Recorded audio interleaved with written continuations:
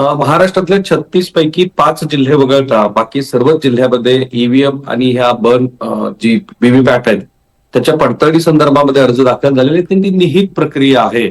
सर्वोच्च न्यायालयाच्या निवाड्यानंतर अशा पद्धतीनं जे पराभूत झालेले उमेदवार आहेत ते विशिष्ट मुदतीमध्ये अर्ज करू शकतात. त्यासाठी प्रत्येक ईव्हीएम साठी तुम्हाला 2,000 रुपयाचं शुल्क भरावं लागतं.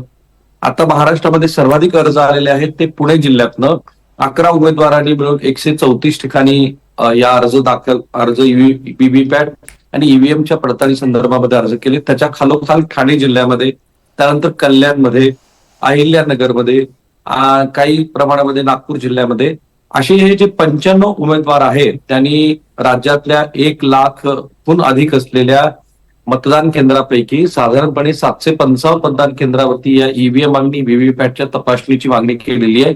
एक लक्षात घ्या, जिथे निवडणूक संदर्भामध्ये इलेक्शन पिटिशन नाहीये ती वगळता बाकी सर्व व्हीव्हीपॅट आणि ईव्हीएम संदर्भातले निवाडे हे लवकरच सिद्ध करता येतात.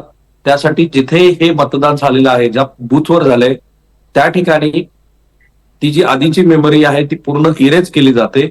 त्या ठिकाणी जे उमेदवार आहेत ज्यांनी हे अर्ज दाखल केले त्यांच्या उपस्थितीमध्ये निवडणूक आयोगाचे जे प्रतिनिधी म्हणजे आरओ जे असतात ते पुन्हा एकदा मॉक पद्धतीचं मतदान घेतात आणि त्यातनं हे जे ईव्हीएम आणि व्हीव्हीपॅट संदर्भातलं जर काही प्रश्न असतील तर ते लगोलग निस्तारले येतात, कारण त्याच त्या मशीन असतात ज्या मशीनवरती हे मतदान झालेलं आहे.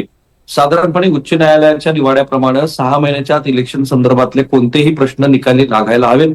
जसं आपण बघतो की महाविकास आघाडीकडनं सातत्यानं ईव्हीएम आणि व्हीव्हीपॅट संदर्भामध्ये जे प्रश्न उपस्थित केले जात आहेत ते प्रश्न आता ह्या प्रक्रियेतनं निकाली लागू शकतात. पण त्यात सुद्धा इलेक्शन कमिशनचं स्वतःचं एक मार्गदर्शक असं तत्व आहे, ज्या तत्वानुसार जर इलेक्शन कमिशनला वाटलं की हे अर्ज आलेत परंतु ज्या ठिकाणी त्यांनी अर्ज केलेले आहेत त्या ठिकाणी अशा कुठल्याही गोष्टी घडलेल्या नाही तर हे अर्ज ते नाकारू सुद्धा शकतात, किंवा हे जे उमेदवार आहेत ज्यांनी हे अर्ज दाखल केले ते 3 दिवस आधी सुद्धा स्वतः म्हणू शकतात की मला त्याची गरज वाटत नाही.